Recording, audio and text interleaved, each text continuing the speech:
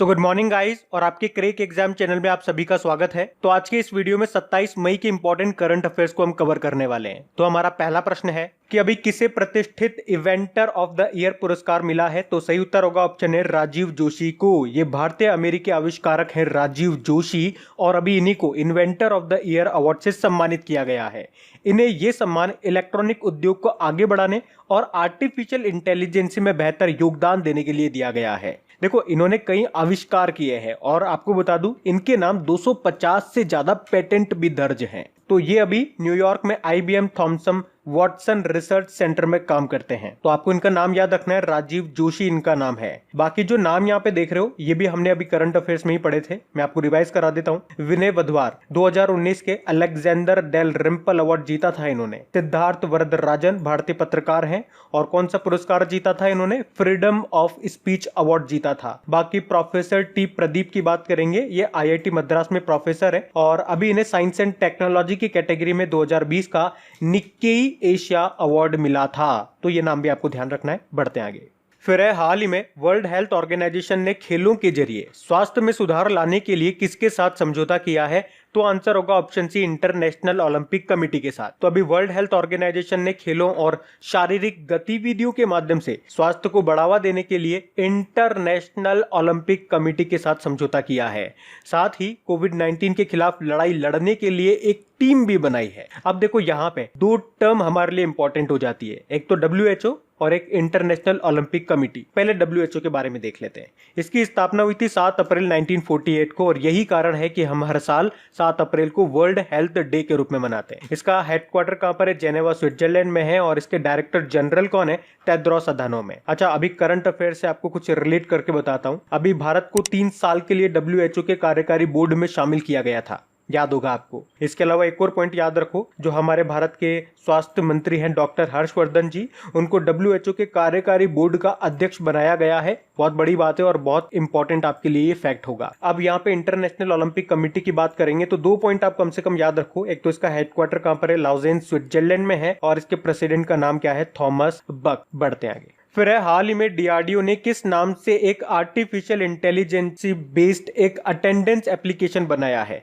तो आंसर होगा ऑप्शन सी, आईना। तो अभी कोरोना महामारी को देखते हुए DRDO और रिसर्च सेंटर इमारत ने आर्टिफिशियल इंटेलिजेंस बेस्ड एक अटेंडेंस एप्लीकेशन बनाया है जिसका नाम क्या है? आईना। आईना नाम है, इसको आईना बोलते हैं। तो ये एप्लीकेशन इंसानी चेहरे को स्कैन करेगा और सत्यापन के बाद अटेंडेंस लग जाएगी। आपको पता है ऑफिस वगैरह में क्या होता है? अटेंडेंस लगाने के लिए बाहर डोर पर ही एक मशीन लगी होती है, उस पर आपको थंब इंप्रेशन लगाना होता है। पर अभी कोरोना वायरस महामारी चल रही है तो इस समय कॉन्टेक्ट बेस्ड सिस्टम इस्तेमाल करना ठीक नहीं रहेगा, इसीलिए ये नॉन कॉन्टेक्ट सिस्टम बनाया है किसने? DRDO ने। अच्छा, यहाँ पे आईना की भी फुल फॉर्म है AINA, मतलब आर्टिफिशियल इंटेलिजेंसी इनेबल्ड अटेंडेंस। तो ये भी याद रखना। बाकी DRDO की बात है तो DRDO मतलब होता है defence research and development organisation. इसकी स्थापना कब हुई थी? हमेशा मैं आपको बताता हूं इसकी स्थापना जब हुई थी, जब नासा की स्थापना हुई थी, जिस वर्ष में, यानी कि 1958 में। हेडक्वार्टर नई दिल्ली में है और इसके जो हेड है उनका नाम है G सतीश रेड्डी, जिन्हें पिछले साल मिसाइल सिस्टम का अवार्ड मिला था। मोटो क्या है इसका? Strength origin is in science. और याद रखना 1 जनवरी को हम मनाते हैं DRDO दिवस, क्योंकि 1 जनवरी 1958 को स्थापना हुई थी ना इसकी, इसलिए। और अभी आपको याद होगा केमिकल फ्री कीटाणु शोधन के लिए एक UV अल्ट्रावायलेट डिसइंफेक्शन टावर भी बनाया था इसने, और एक DHRUVS ध्रुव नाम से UV बेस्ड सैनिटाइजर भी बनाया था DRDO ने। तो ये भी याद रखना। बढ़ते आगे। और अच्छा गाइज, मैं आप लोगों को बता दूं कि आज इवनिंग में 6 बजे एक वीडियो अपलोड होगा वीकली करंट अफेयर्स का, जिसमें हम डिस्कस करेंगे आपके मई महीने के तीसरे हफ्ते का सेकंड वाला पार्ट होगा वो, क्योंकि फर्स्ट वाला पार्ट अभी 2-4 दिन पहले आ चुका है। अभी सेकंड वाला पार्ट होगा, तो शाम को 6 बजे आना मत भूलिएगा।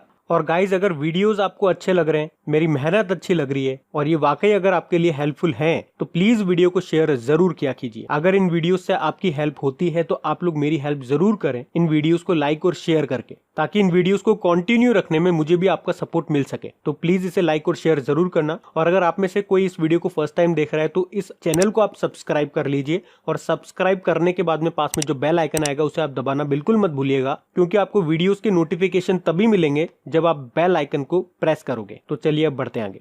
फिर है हाल ही में कौन सा राज्य ऑक्सीजन पाइपलाइन प्रणाली की स्थापना करेगा? तो सही उत्तर होगा ऑप्शन बी बिहार। तो अभी बिहार ने अगले 3 महीनों में अपने सभी 16 उपमंडलीय अस्पतालों में ऑक्सीजन के आपूर्ति करने के लिए मेडिकल गैस पाइपलाइन सिस्टम स्थापित करने का निर्णय लिया है। अच्छा, यहां पे बिहार से एक और मैं आपको पॉइंट बताऊंगा। अभी बिहार सरकार ने घोषणा की है कि राज्य में कोरोना वायरस संक्रमण के कारण मरने वाले लोगों के परिजनों को 4 लाख रुपए की सहायता राशि दी जाएगी। तो ये पॉइंट भी आपको याद रखना है। बाकी बिहार की बात है तो ये रहा मैप में बिहार। कैपिटल इसकी पटना है, मुख्यमंत्री है नीतीश कुमार और गवर्नर है फागू चौहान। बिहार जो हाईकोर्ट है, पटना हाईकोर्ट के चीफ जस्टिस कौन है? संजय करोल है। इसके अलावा याद रखो, भारत का पहला और एकमात्र डॉल्फिन वाइल्ड लाइफ सेंचुरी आपका बिहार में ही है, जिसको कहते हैं क्या? Vikramshila Gangetic dolphin wildlife sanctuary. इसके अलावा यहां से एक नेशनल पार्क आप याद रखना है, वाल्मीकि नेशनल पार्क, और एक वाइल्ड लाइफ सेंचुरी और याद रखो, राजगिर वाइल्ड लाइफ सेंचुरी। तो यहां से ये बहुत इंपॉर्टेंट है। उसके अलावा देखो, प्रश्न एग्जाम में पूछा गया है कि मधुबनी पेंटिंग ये किस राज्य की है? तो बिहार की है। इसके अलावा एक और प्रश्न आपका पूछा जा चुका है एग्जाम में पूछे हुए प्रश्न बता रहा हूं आपको। किस नदी को बिहार का शोक कहा जाता है? तो कोसी नदी को कहा जाता है। और अगर डेली आप लोग हमारा करंट अफेयर्स का लेक्चर पढ़ते होंगे तो पिछले साल ही हम लोगों ने पढ़ा था, कोसी मोची जोड़ परियोजना को मंजूरी मिल चुकी है। इसके अलावा आपको याद होगा, बिहार के भागलपुर में खुलेगा राज्य का पहला कछुआ पुनर्वास केंद्र। अच्छा, अभी हम लोगों ने विश्व कछुआ दिवस कब मनाया था?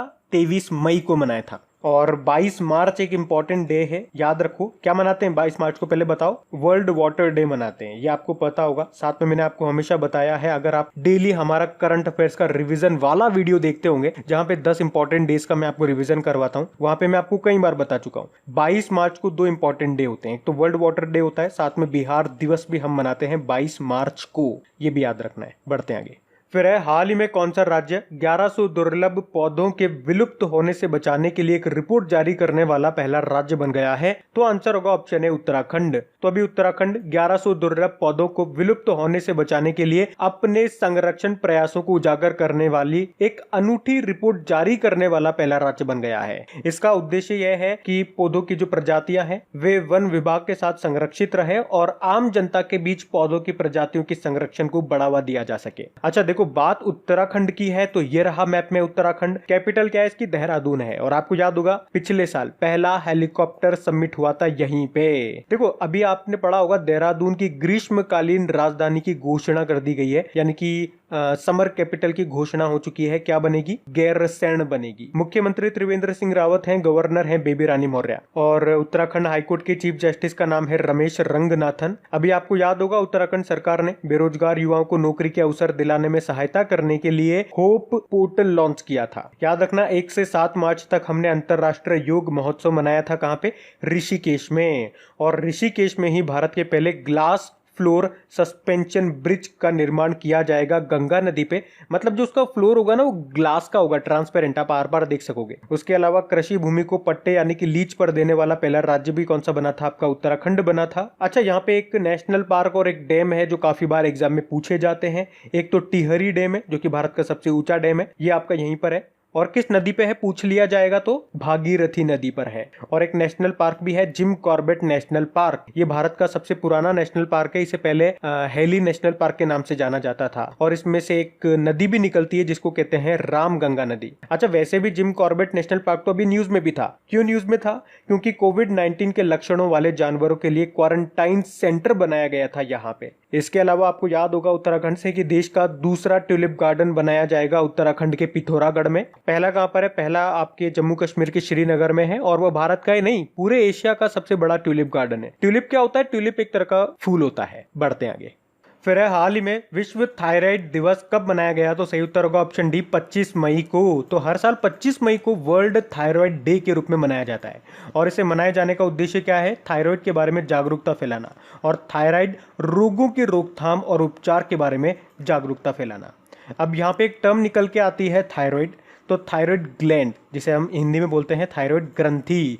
अच्छा, ये होती कहाँ पर है? तो ये ह्यूमन बॉडी में कहाँ पे होती है? गले में होती है। और याद रखना, ये मानव शरीर की सबसे बड़ी एंडोक्राइन ग्लैंड यानी कि अंतःस्रावी ग्रंथि होती है। लेकिन अगर आपसे पूछ लिया जाए मानव शरीर की सबसे बड़ी ग्रंथि कौन सी है, तो फिर वो लीवर है, यकृत है। लेकिन एंडोक्राइन ग्लैंड के बारे में पूछेंगे तो सबसे बड़ी है वो थायराइड। अच्छा देखो, 25 मई को तो विश्व थायराइड दिवस मनाया। 25 मई को एक और इंपॉर्टेंट डे मनाते हैं, अंतरराष्ट्रीय गुमशुदा बाल दिवस। और ये दिवस दुनिया भर में उन बच्चों को याद करने के लिए मनाया जाता है जो लापता हैं और जो पाए गए हैं। अब इंपॉर्टेंट डे वाला क्वेश्चन है, तो मई में जितने भी इंपॉर्टेंट डे आए हैं मैं आपको हमेशा रिवाइज कराता हूँ, आज भी रिवाइज कराऊंगा, तो मेरे साथ साथ बोलना अगर आपको याद है तो। और अगर आप में से कोई इस वीडियो को फर्स्ट टाइम देख रहा है तो आपके लिए मैं सारे इंपॉर्टेंट डेज स्क्रीन पे शो करूंगा, तो उनको देख देख करके आप हमारे साथ बोल सकते हैं। देखो, बोलने से चीजें याद होती है तो बोलना जरूर। 1 मई को हमने मनाया इंटरनेशनल लेबर डे, और गुजरात और महाराष्ट्र का स्थापना दिवस भी होता है इस दिन। 2 मई को वर्ल्ड ट्यूना डे मनाया, ट्यूना एक मछली है। 3 मई को वर्ल्ड प्रेस फ्रीडम डे मनाया, जिसकी थीम थी जर्नलिज्म विदाउट फियर और फेवर।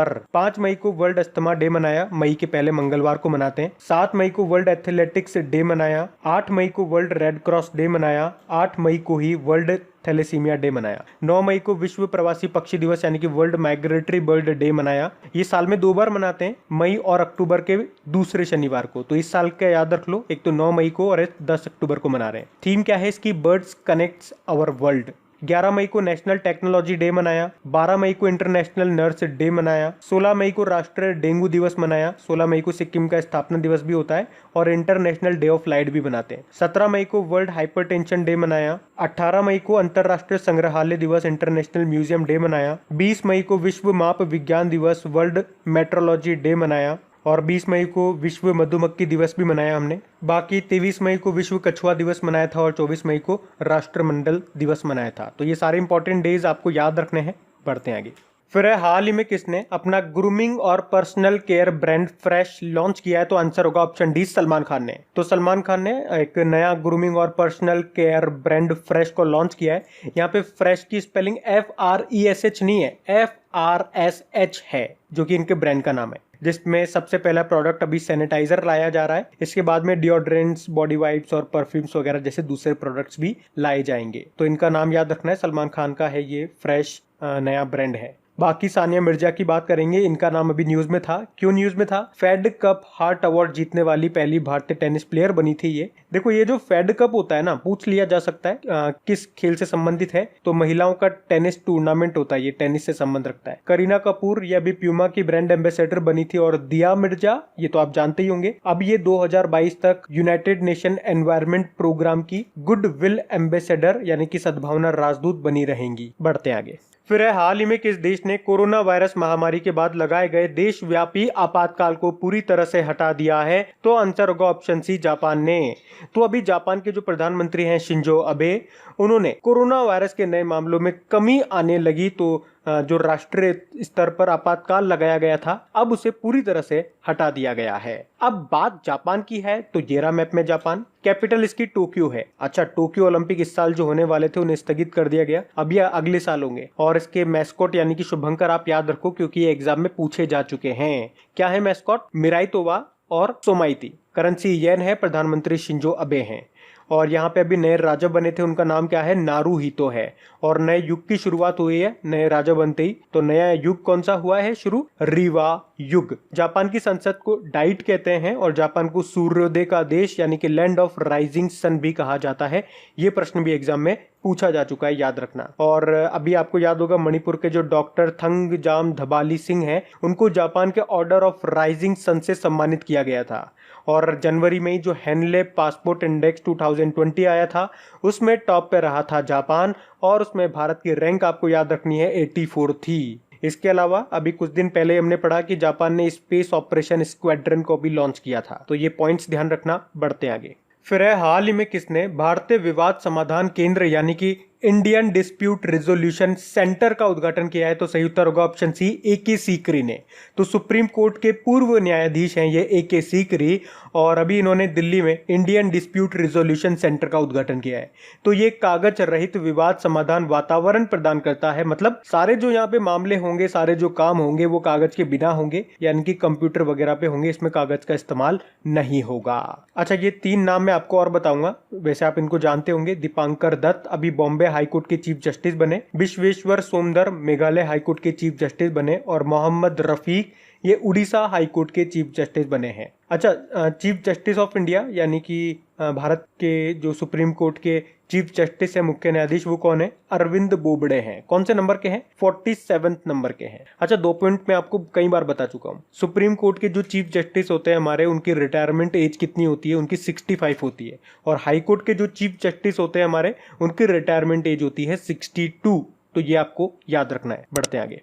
फिर है, हाल ही में भारत ने किस देश को इंडिया नाम का वॉर गेम्स सेंटर सौंपा है? सही उत्तर होगा ऑप्शन बी, युगांडा।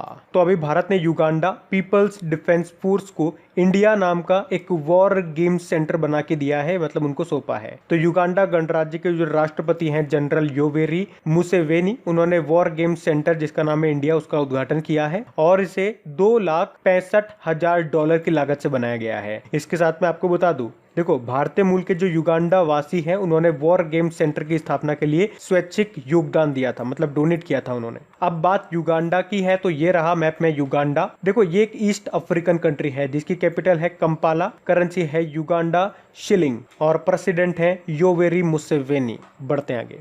फिर है, हाल ही में किस बैंक ने senior citizen care fix deposit योजना शुरू की है? तो सही उत्तर होगा ऑप्शन है, HDFC बैंक ने।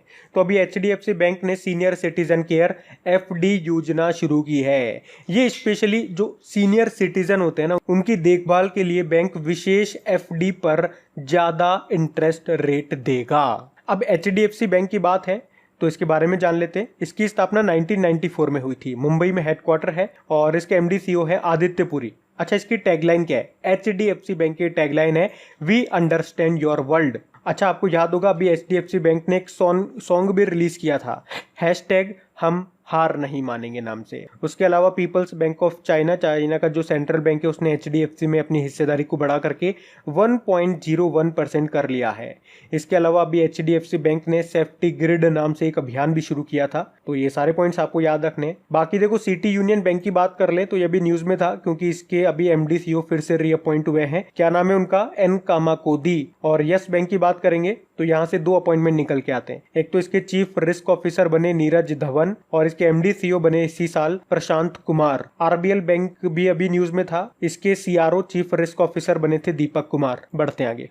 फिर है, हाल ही में हाना किमुरा का निधन हो गया। ये किस देश की प्रो रेसलर थी? सही उत्तर होगा ऑप्शन बी, जापान की। तो जापान की पेशेवर पहलवान थी ये हाना किमुरा, और इनका भी निधन हो गया है। इन्होंने 2016 में Japan pro wrestling junior plate में अपना पहला खिताब जीता था, और 2019 में स्टारडम में शामिल हुई थी, और इनका भी निधन हो गया। अच्छा, अभी कुछ समय पहले बॉलीवुड एक्टर हैं मोहित बघेल, उनका भी निधन हो गया। ये मोहित बघेल आपने देखा होगा, इनको रेड्डी मूवी में, सलमान खान की जो रेड्डी मूवी है, उसमें अमर चौधरी का इन्होंने रोल निभाया था। तो उनका भी निधन हो गया, काफी कम उम्र में इनका निधन हो गया। तो अब बात करेंगे कल की वीडियो में पूछे गए प्रश्न के उत्तर की।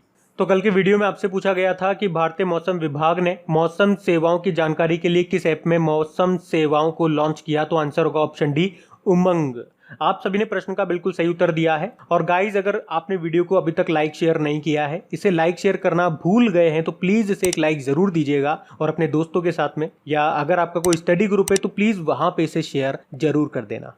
तो गाइज, इन सभी क्वेश्चंस का क्विज बना करके मैंने एप्लीकेशन पे अपलोड कर दिया है। तो अगर आपने वीडियो बिल्कुल ध्यान से देख लिया है तो वहां जाइए और इन सभी क्वेश्चंस का आप प्रैक्टिस लगा लीजिए, ताकि ये सारे क्वेश्चंस आपको अच्छी तरीके से याद हो जाए। और जो नए स्टूडेंट इसे पहली बार देख रहे हैं, आपको बता दूं कि क्विज में अब रैंकिंग फीचर भी ऐड हो चुका है। तो अगर आप कम समय में ज्यादा से ज्यादा क्वेश्चन राइट करते हो तो आपका नाम आपके फोटो के साथ टॉप 10 स्टूडेंट्स में आपको दिखाई देगा। आपको ही नहीं, जितने भी लोग क्विज लगाएंगे उन सबको दिखाई देगा, कुछ इस तरीके से, ताकि आपको भी एक अंदर से मोटिवेशन मिल सके कि आपको भी यहां तक पहुंचना है, ताकि सब लोग आपको टॉप 10 में देख सकें। और वैसे भी आप तो आपके इन करंट अफेयर्स का रिवीजन करवाने के लिए मैं इसका ऑडियो भी तैयार कर रहा हूं, तो दिन में 4 से 5 मिनट निकाल करके वो आप ऑडियो सुन लीजिए ताकि आपका इन करंट अफेयर्स का फिर से रिवीजन हो जाए। क्योंकि आपको पता है चीजों को पढ़ना इंपॉर्टेंट है, लेकिन समय समय पर उनका रिवीजन करना बहुत ज्यादा जरूरी है। रिवीजन नहीं करोगे तो वो सारी चीजें आप भूल जाओगे। तो आप ही के लिए मैं इसका रिवीजन ऑडियो तैयार कर रहा हूं। तो उस ऑडियो का लिंक मैंने नीचे डिस्क्रिप्शन में दे दिया है, वहां जाकर के आप मुझे फॉलो कर लीजिए। और फॉलो करने के बाद में पास में जो बेल आइकन आएगा आप उसे जरूर दबा लेना, ताकि जब भी मैं ऑडियो अपलोड करूं उसका नोटिफिकेशन आपको मिल सके। और एप्लीकेशन अगर अभी तक आपने डाउनलोड नहीं किए तो उसका लिंक भी आपको नीचे मिल जाएगा। वहीं पे आपको क्विज, वीडियो, पीडीएफ सब मिल जाएंगे। तो इस प्रश्न का उत्तर आता है तो कमेंट बॉक्स में जरूर टाइप करिए। चलिए अब मिलते हैं करंट अफेयर्स के रिवीजन वीडियो में। Thank you guys.